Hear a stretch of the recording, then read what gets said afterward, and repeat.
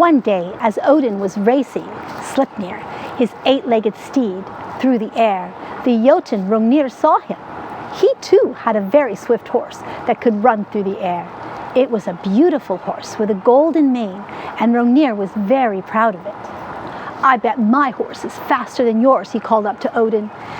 Odin did not even bother to answer. This made Rungnir so angry, he jumped upon his horse and sped after Odin to show him. They raced through the air like storm clouds, with Odin ahead, but Rungnir close behind. The Jotun was so busy spurring his horse, he didn't see that Asgard was straight ahead. Before he knew it, he had stormed through the gate. He stopped short in the courtyard of Asgard, and that was not a safe place for a Jotun to be. Fortunately for Rungnir, Thor was not at home, and Odin, who always observed the laws of hospitality, could not turn a distant traveler away. So he asked Rungnir to come in and refresh himself with some mead. The Aesir offered him Thor's huge drinking horn filled with sweet mead and politely tried to make him feel at ease. To begin with, the Jotun minded his manners, but he had only barely emptied the drinking horn before he yelled to Freya to come and fill it again. Then he started to brawl and boast. He would pick up Valhalla and take it with him to Jotunheim, he bellowed. Then he would throw Asgard into the sea so that all the Aesir would drown. He would spare only Freya and Sif because he wanted them for wives. Well, this was too much to take from a Jotun, and the Aesir called for Thor. All at once, he was standing in the doorway, twirling his hammer. The mere sight of him made Rungnir sober. "I was a fool to enter Asgard without my club," he shouted as he leapt to his feet. "But your father himself invited me in. It would be dishonorable, Thor, for you to kill an unarmed guest. Meet me tomorrow and we can fight it out then. I will be waiting for you under the glacier next to my land, if you dare meet me there." "Get out of Asgard and be quick about it," Thor growled. "I will deal with you tomorrow." Rungnir rode home and called his neighbors together. After bragging loudly about having terrified the Aesir, he said that in the morning he would meet Thor in combat and that he needed a second. Well, the Jotuns put their heads together. If they could only get rid of Thor, they could overrun Asgard. Nobody felt strong enough to be Rungnir's second, however.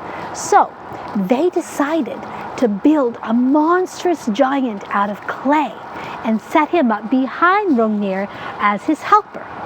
They worked the whole night, and when at last the clay man was finished, they brought him to life by putting in the heart of a mare into his chest. No other creature's heart was big enough to keep this giant alive. Before dawn, Rungnir took his place at the foot of the glacier, with the clay giant looming behind him.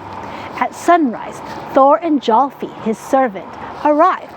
Jolfi, fastest of all runners, ran ahead of Thor and shouted, "Rungnir, don't hold your shield up high.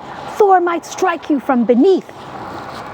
Well, when Rungnir heard that, he threw his shield to the ground and stood on it, clutching his club of whetstone with both hands.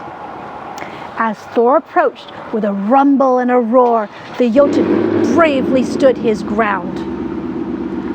But the clay giant trembled, and rivers of cold sweat ran down his sides. For, although the mare's heart in his chest was big, it held no courage. Thor hurled his hammer just as Rungnir lifted both his arms and threw his whetstone. The two weapons met in the air with an ear-splitting crash. Splinters of whetstone flew to all sides, and from them have come all the whetstone mountains in the world. But one splinter went into Thor's head, and he fell to the ground. His hammer kept flying through the air, hit Rungnir's flint head, and smashed it to bits. As the Jotun crashed to the ground, one of his feet fell across Thor's neck. No matter how Thor struggled, he could not get free. There he lay, pinned under the fallen Rungnir, Jolfi, meanwhile, easily brought down the frightened clay giant. He simply dug under one of his legs, and the giant fell on his face. All that was left of him were clumps of boulders and clay. Jolfi then ran to the aid of Thor, but he could not pull him free. So he raced back to Asgard for help. But when Odin and the other Aesir came, none of them were able to lift the Jotun's foot from Thor's neck. Well, Thor's little son Magni, who could not run very fast because his legs were so short, he arrived. He was only 3 years old, but he was already amazingly strong. He lifted Rungnir's foot with one hand.